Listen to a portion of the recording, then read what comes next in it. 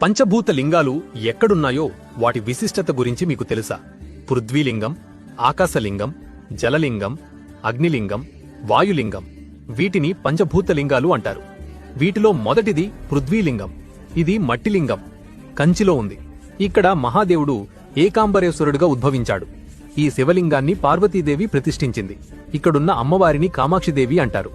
అష్టాదశ శక్తిపీఠాలలో ఇది ఒకటే. రెండవది ఆకాశలింగం. ఇది తమిళనాడులోని చిదంబర క్షేత్రంలో ఉంది.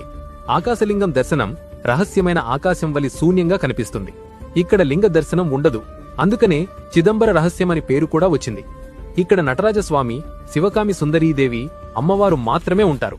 మూడవది జలలింగం.